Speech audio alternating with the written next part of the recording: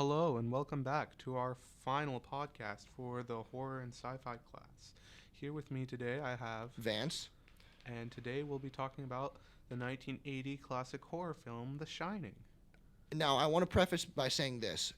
I didn't like The Shining, but when you say classic, from watching it, I now understand why it is a classic. It was creepy. Yeah. What do you? Because obviously you've seen this movie a few times. What made the movie for you a classic? Does it mean like how long it's been out? What makes a movie to you a classic? Well, Like, what's your criteria? as we discussed on what was it? Wednesday? What? Yeah, it went Tuesday, Wednesday. Yeah. As we discussed earlier, Yeah. class, a classic I would say Your criteria, yeah. it has to have both an enduring legacy and then just have a legacy in general. The Shining is both an excellent horror movie and it has had such an effect on pop culture as a whole. It has influenced several other movies. It's had a direct sequel in the last couple of years, and it takes Stephen King's novel, which he hates, but we'll touch on that later. He hates the movie, but we'll touch on that later. I mean, The Shining is in a lot of pop culture. A lot of memes too. Oh yeah, Yeah. there's memes everywhere from this movie. So there's just a lot that there's a lot of shots in the movie that I remember, not even from watching the movie, but just because of the iconic. That movie, it seems like was very memeable. It is memeable. It seemed because again, the shot at the end of I don't want to spoil it for a lot of people, but Jack Nicholson, like the ice, like he's him frozen. That's a meme. The here's Johnny. That's a meme. Yeah, I mean, it comes back to the fact that any movie is memeable if you try hard enough. That's fair. But Back to what you were saying. Yeah. this movie, not even just with memes, but in pop culture as a whole, you see, I know a while ago, I don't remember how long ago, but there were those Shining Mountain Dew commercials. Yeah, I did see those. Yeah. So that reminded me. Another fun fact, do you know Toy Story? Yeah. I mean, I'm sure you do, but Is there a certain movie or just any of them? the first one Okay. specifically, Yeah. Sid's house, Yeah. it has the same carpet as The Shining. No, it doesn't. Yeah, it does. Wow. Yeah, it's crazy. Is that one of your facts? That's not one of my. I mean, it can be, but I don't know where I got that fact from. You just remembered it. I remember it from my dad telling me Oh, because we wow. were watching Toy Story and he was like, That's "Hey." from The Shining. Yeah, and I was like, "What's The Shining?" And then we watched The Shining. Oh God. How old were you when you first saw it? Do you remember? 11, 12. Damn, dude. I've been watching like movies like this since I was 11 or 12. Wow. Yeah, it's a great movie though, and it has like I said, a lot of iconic moments. The Room 237, that's obviously a big one. Yeah. The blood coming in the elevator. The twins. Twins. Okay. I got a bone to pick with that movie. Do you wish they would have done more with the twins? Because you see them a lot early on, and then you don't see them again. If you really want that, watch Doctor Sleep. I probably won't because I don't like horror movies. But for that movie, do you think they could have inherited him more Doctor Sleep or The in Shining? The Shining? No. Because I honestly thought when the kid was in the maze, they were going to point him, give him the way out. I really believed that, and it didn't happen. But I thought that's what was going to happen. Well, like Humphrey said, I feel like that would have been too Hollywood of the movie, and But again, you have big name actors, so it already was Hollywood. I mean, yeah, but it feels too predictable in a way. And they really didn't allusion to that. I think that's why a lot of people. That's where Doctor Sleep kind of goes south for a lot of people. I don't want to spoil it for you or Humphrey who's watching it, but they do go back to the Overlook at some point in the movie. And then it's based on the kid, right? The movie. Yeah. Okay. Obi-Wan plays Danny. But Do you is that better than The Shining to No. you? Is it close? No, not really. Mm. But it's still good. It's enjoyable. I like it. But I think The Shining is just better. But anyways, in the Doctor Sleep, they go to the Overlook Hotel. They go back, and basically the ghosts that were haunting him in this one, they help.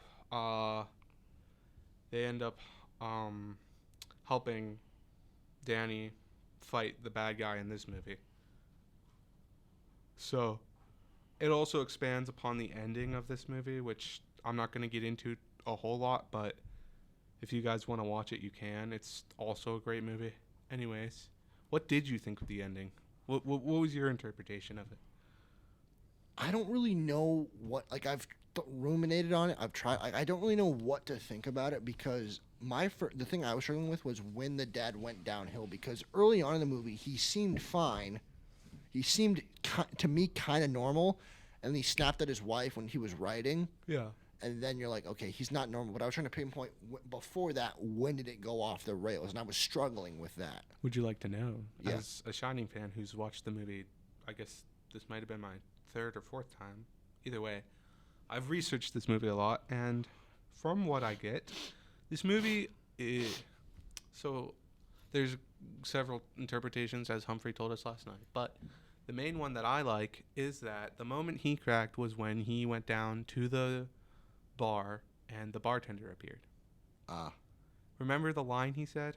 He said, "I would sell my soul for a glass of beer." And then he drinks, and then he goes crazy.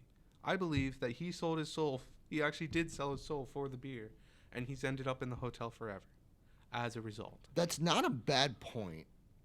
That makes sense. But for me, honestly, I thought it was just more so him just kind of like, I don't really think he meant that. I was like, oh, like we've all like, oh, I'll do anything for a glass of water. Oh, yeah, I get that. But I feel like the hotel, maybe it's a haunted hotel. There's maybe a way that there's maybe a way that they thought he was taking that literally, and then it was taken literally. So I believe that's how I interpret it.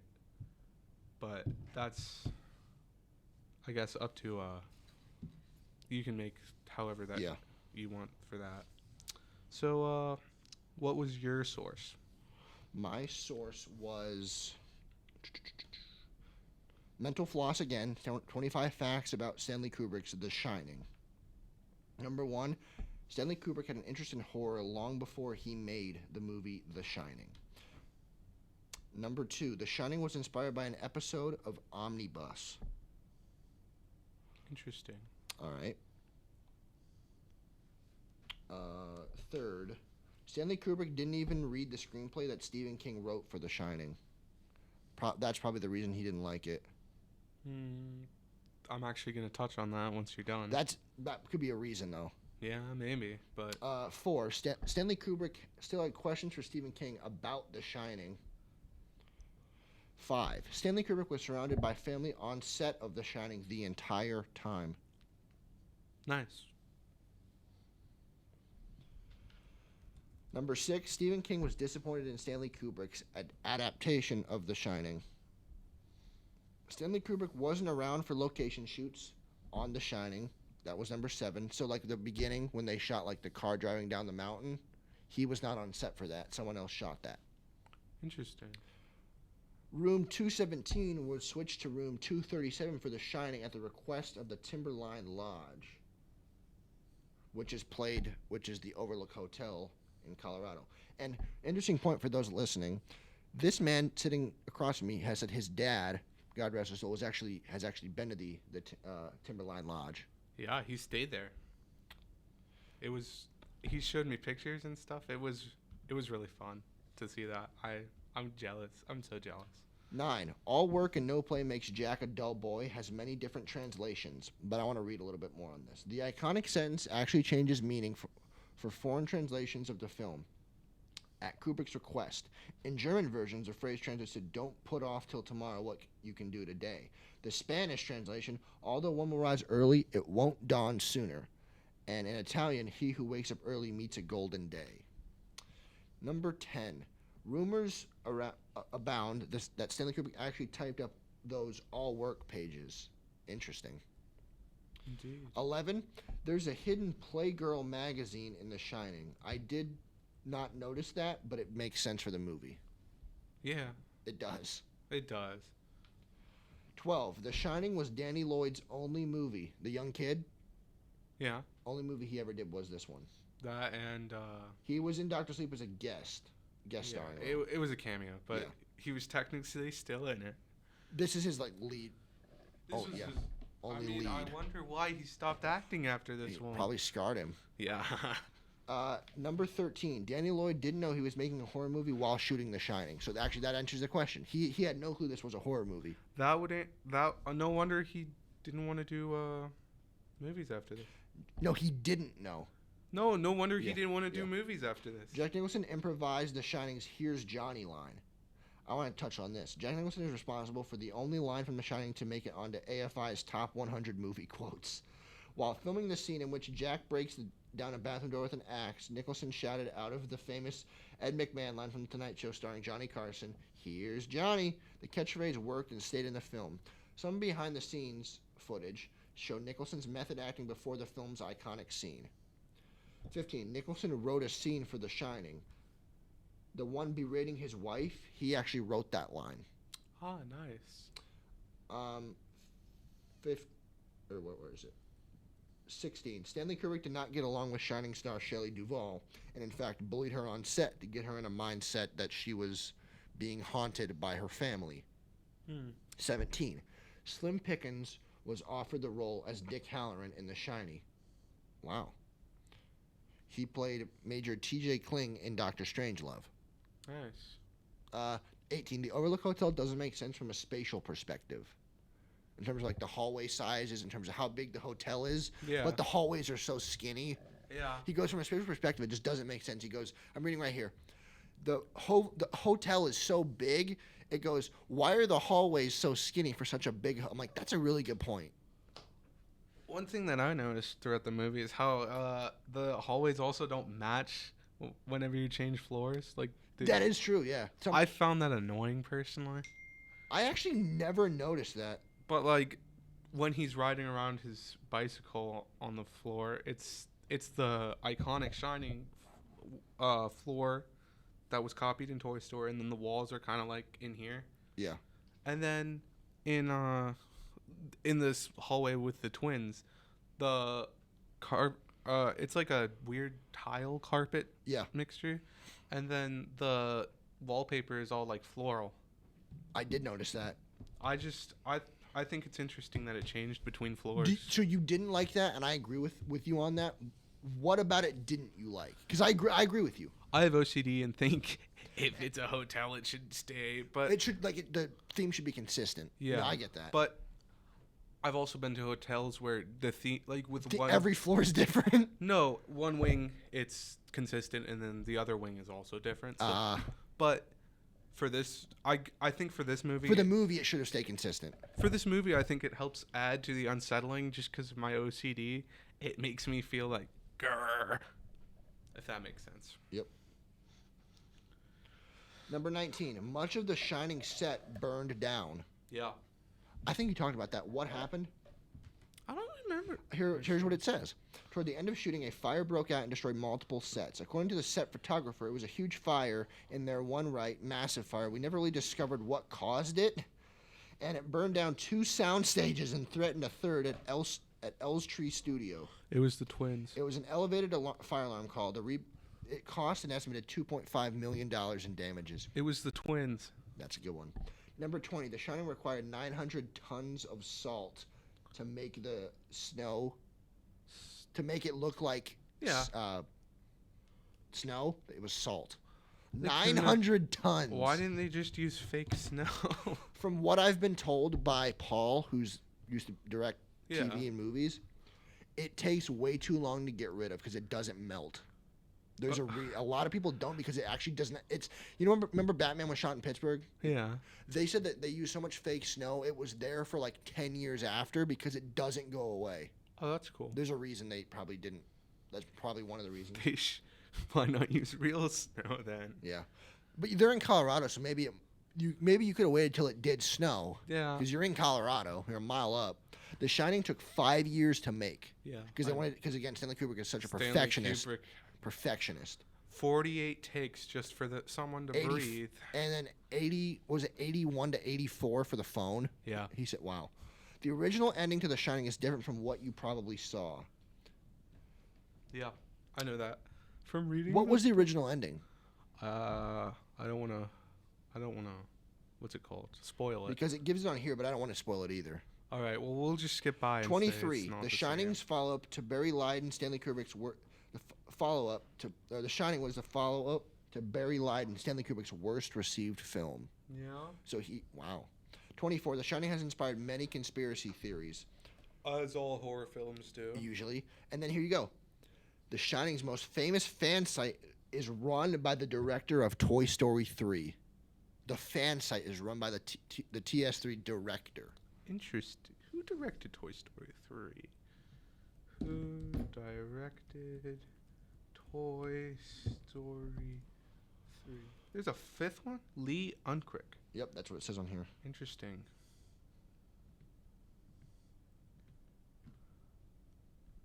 What's his filmography looking like?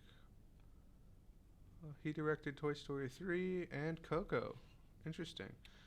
Alrighty, so those are my 25 facts from mentalfloss.com. What is yours? Okay, so I have two sources here. First is the actual Stanley Hotel website where you can book a stay at the Stanley Hotel where That is still The so cool. movie You can was- actually do that. yeah, it's awesome. Fun facts for a fun fact off of here. You want to know what other movie was filmed here? What? The 1994 Jim Carrey classic, Dumb and Dumber. It's been I believe you, but it's just been so long since I've seen that movie. What a fucking stupid ass movie. It was. Here's the thing, though. It was one of those movies. Turn your brain off because it's popular. Just turn your brain off and laugh. Oh yeah, That's what it it's was. funny, but I think it's really funny that it's most famous for Dumb and Dumber and then The Shining. The complete opposite end of the spectrum: horror and comedy. Oh, Like, yeah. Opposite end. Like the movies cannot be more different. True, very very true. Yeah. Anyways, for my other actual source, I wanted to discuss how it's off of GameRant.com, an article titled "Why Did Stephen King Hate Stanley Kubrick's The Shining?" And here's the reasoning. He actually changed some things from the book, obviously, and Stephen King didn't like that. Kubrick, according to the article, Kubrick made too many changes, in King's opinion, and many of those changes were unnecessary. Some of King's dislike came down to the casting choices. While Kubrick looked at Jack Nicholson, Robin Williams, Harrison Ford, and Robert De Niro for the role of Jack Torrance, King felt the likes of Martin Sheen, Jon Voight, or Michael Moriarty fit the role better. King felt Nicholson's past roles as an unhinged character would eliminate a lot of the suspense of the movie. The author complained that Nicholson's version of the character was observably crazy from the beginning, and he just gets worse as the film goes on. Jack Torrance has no arc in that movie, King told Deadline. King also disliked what Kubrick did to the character of Wendy, played by Shelley Duvall. Fans of King's work know how he writes female characters that stand side by side with their male counterparts, who have agency and often save the day by the end of the novel. Wendy was no different in the book. King hated how Kubrick relegated her to a weak character only there to cry and act as a punching bag for Jack. As the movie went on, you saw that she talked less and just took the punches as they came. You honestly saw that as the movie went on. Yeah. And as someone who's read the book for English class. What was better, the book or the movie? I know, just be honest. Personally, Stephen King creeps me the fuck out, so I like the movie better. Was it a good book though? It was a good book. It still Okay. just creeped me the fuck out. If you hated this, you would not like the book. Also, I just like watching movies better than I like reading, so that's obviously gonna influence That's fair. my thing there. But I think while he definitely changed some things from the book, I think the movie needed to change some things to make it shorter, first of all, and then I think how they did some of that was really good. Anyways, continuing, King's biggest upset is that Kubrick failed to recognize the autobiographical parts of the novel. Like all authors, King put a bit of himself in the book, seeking himself to some degree as a version of Jack. The author battles with alcoholism, and the entire ending of the novel is a representation of him overcoming those demons. The movie ignores Jack's redemption completely. However, Mike Flanagan adapted the sequel, Dr. Sleep, as a means to bridge the movies and novels, fixing a lot of what Kubrick did wrong and redeeming The Shining in King's eyes. I don't know if that's true or not. I don't know if I believe that. But Do you? I don't think Doctor Sleep was as good as The Shining, but that's also coming from a guy who liked The Flash. So That is, yeah, that was actually interesting. So say we said you talked about the off air. Explain the Flash thing for those that don't get what you're so talking. apparently on this article somewhere, I don't remember where. Here it is. You found it?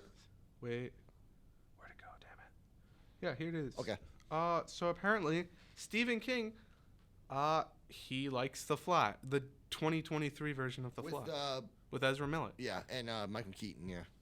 As I Batman. mean, Michael Keaton coming back is cool. But That was cool. Yeah, like he was not my favorite Batman, but that was still cool to see. it was still, and especially probably for the people who grew up with that Batman. Could you imagine like the '80s kids, the '90s, Oh, like yeah, the early here it '90s kids? Like that was awesome for Here's them. the actual quote. However, King doesn't share the same sentiment, which is surprising because he's known for praising almost all adaptations of his books. He even went as far as praising DC's The Flash, starring Ezra Miller, despite having nothing to do with the film. Why does he like The Flash? Who knows? It's a terrible movie. He can have his opinion. That's fine. Okay, but he's wrong because it's a terrible movie. The TV show's better. TV show is 100% better. TV show kind of dropped off, but It did drop off, but it was still better. even the worst episode of the TV show It's probably better than the is movie. better than this movie. Okay, and I don't mean to rip on people that like The Flash. I don't, and I'm not gonna. But I'm gonna be this guy. There are people The who best like part of the movie is Michael Keaton. not true. The best is when they reference that Eric. But that was the best is when they reference Eric Schultz almost becoming Marty McFly in Back to the Future. that's your opinion. But I'm saying I've heard a lot of the people when they saw Michael Keaton on screen as Batman, there was a standing ovation. Okay, fair enough. But here's my thing: I like Ben Affleck better than I like Michael Keaton as Batman. I don't like. I don't think either were great. I prefer Ben Affleck over Michael Keaton, That's fair. especially that one scene in Batman v Superman. That's fair. Like he was kicking ass. But back to this, I guess. I don't know how he can hate. I don't know how he can hate The Shining and then love The Flash for some reason. That's really weird. But I guess it's strange. Yeah. So for you, I got a question. What about this movie? We have to touch on like the family aspect, family element. What did you take from that in terms of family element?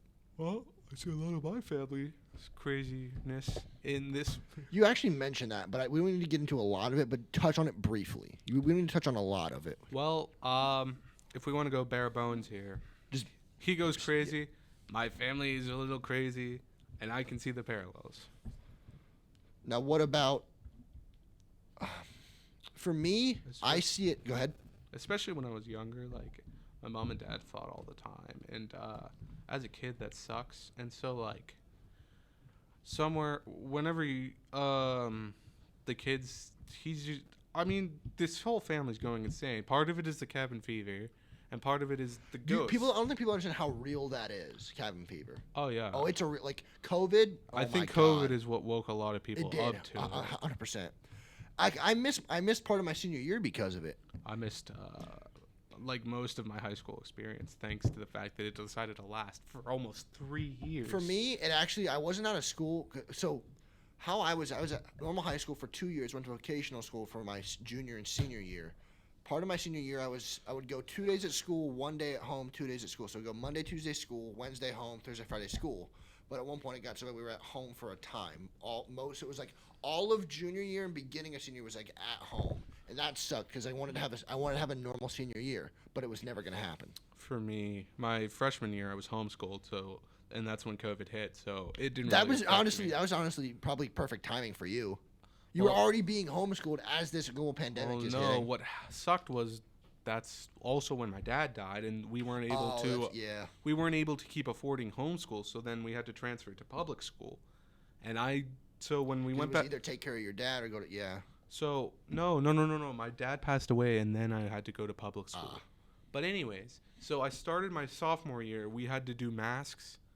Yeah, those sucked. We did masks all my sophomore year. Dude, and I we did too. went online. I did it my junior year because so how it is. Most of my junior year, again, I was home, but when we were at school it was all masks. And the thing that I hated when I first came to this school we're at now, we had to do them for like a month here. Nah, Yeah, no. I was done. I'm like, I'm over this. For my so it started off my sophomore year all masks. We flipped to home at some point during the winter, and then we came back with still masks. My junior year started out, we did mostly masks till December. Yeah.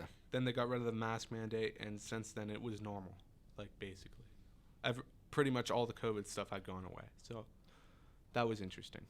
I think COVID, like you said, opened a lot of people's eyes to just how real staying home with family, and I don't have siblings, but like how real that, like, it would get to the point where we were so sick of one another, we would be in the same house, like my family and I, like they would be upstairs in their room watching TV. I mean, the basement, like we were sick of one another. Like we loved them, but we were like, it was like breakfast, lunch, dinner. I'll see you guys. I just need time away. Like I love you guys, but I need time. Like we're in a house way too much. That's another thing that comes with. Like I said, I was homeschooled. You're like, I was homeschooled from. Sometimes you need to be away from your family. I was homeschooled from kindergarten until 10th grade with my siblings. Sometimes you need to be away from siblings. Yeah, my mom. Like you always love them, but you're like I just need to get out. No, you don't always love them. That's why you need. No, to you get always away love them. You don't always like. There's a saying that I've heard. You always love them. You don't always like them. Okay, that's fair. You always love them. You don't always like them. Either way, I can understand why they can't deal with each other because I can deal with my parents for a time, and it's just me. No, your family gets fucking annoying sometimes. Yeah. And I mean, especially for me, I'm an introvert. I do not like talking with people. Did you have to Zoom by chance? Yes. That was terrible. I mean, technically, no. It was Google Meet. And nobody... In a way, but you did go online. Yeah. Yeah. And it was even worse because nobody in my area... You know how bad the cell service... service... The Wi-Fi is probably awful. ...is here, yeah. We live in all rural areas. My friend... you live in, like, the middle of nowhere, basically. My friend, what's his name? Colson. Yeah. My friend Colson, he lives in the middle of Amish country. Yeah, no way. So he couldn't even get on. Yeah, they don't have technology out there. Yeah, that's true. And so, like, and I'm in a valley, like, the house, it's like the hills, and then I'm down here. Yeah. And so the waves pass over and don't go down, and so I don't get any internet either. I think you've said you get internet at sometimes. You said it's either really good or really bad. You said there's no in between. It's like either really fast or really slow. Oh yeah, that's basically how it is. And even there's no in between. There's no okay. The really fast is like at the best, it's like teal here. And that's not terrible. It's not terrible, but it's also not great. Yeah, that's fair. I'm sure living in a city your whole life, you've had good internet for most of it. Mansfield, yeah. Yeah, like that's a good point. Yeah, living in a city, you have good internet, but I will say at the same point, it's a lot because there's a lot of people in a small area. So when it goes down, it affects it. Like say when there's a storm, everyone's affected. That's the worst part. But of course, because there's so many people affected, I'm sure they fix it quickly. They get it up. Yeah, that is true because we have almost 1 million people. You need to get it back. We have 900,000. You got to get it up quick because you have almost 1 million people. When they our all need power or internet goes out, it takes 3-4 days sometimes to fix it. The longest I've ever waited, probably a day and a half. Yeah, and that's long for a city. No, the longest for us was like a week and 3 days. A week and a half. Yeah. So, like, for me, a day and a half is long because it's a city. You have to get it because people need it for their jobs. Yeah. Well, people need it here too, but the thing is, the power company just doesn't care. They care because where do they make more money? Rural areas or cities? Yeah. Let's be like, I'm not saying it's right. I'm not saying no, obviously, but they still just don't care. Yeah. That's interesting. So, go ahead. To segue back into the movie, they did something similar in The Shining. He takes the I forget the name of it. The radio. But the power lines go out in the movie, and they don't fix them because they're like, nobody's up there. We don't need to fix it. Yeah. So, if I was the woman, I don't know why, but I would have probably went paranoid off the walls. I would have ran. I would have left as soon as, like, he said that shit about bashing her brains in on the steps. Excellent scene, by the way. One of my favorites in all cinema. But after she hit him in the head and he fell down the stairs and then she locked him in the storage room, I would have personally just ran, like left. I know it's cold and shit, but like pack up like it's fucking Alaska and just run. Cause Yeah, no, he's a psychopath, and I don't think you can fight that. I mean, obviously they did, but it was through luck. Yeah, that's fair. I also think Jack Nicholson, him playing a bad guy, we talked about this, is kind of natural. Like his eye, the way his eyes move, his eyebrows. Like he played the Joker, he played Nathan Jessup in A Few Good Men. Like he's good at playing the psychopath. That's part of the reason Stanley Kubrick hated The Shine, or not Stephen Stanley. King. Stephen King hated Stanley Kubrick's because Jack Nicholson was like, obviously he's known for his psychotic characters. He thought it would be too obvious to the audience that he was going to turn psycho. It was obvious, but that's the movie, though. That's Okay. what happens. Okay, yes, for us now in 2024, That's fair. we've had it for a while now, but back in 1980, he was hoping to draw suspense, and I mean, when you throw Jack Nicholson in there, they obviously knew, hey, that's the psychopath. So I'm sure that definitely helped why King hated it.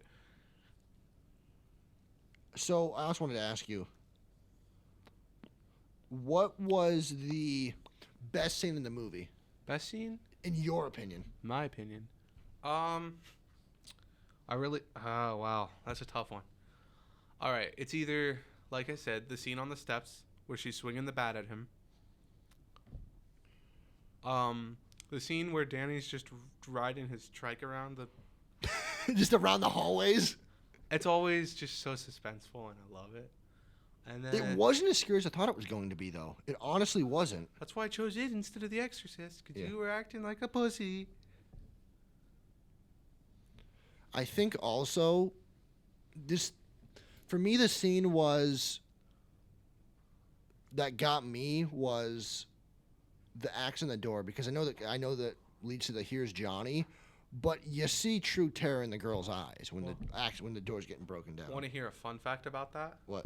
They had to shoot that scene over and over, not just because it was Stanley Kubrick, but actually because Jack Nicholson had worked as a volunteer firefighter. Oh no! So he was breaking down the prop doors so easily, they had to keep redoing the scene. It was funny. Really? Yeah. I did not know that. I didn't either, but it's amazing what you can learn on YouTube Shorts. A volunteer fireman. Yeah. Wow. Alrighty, so that has been our podcast. Thank you all for listening. Peace.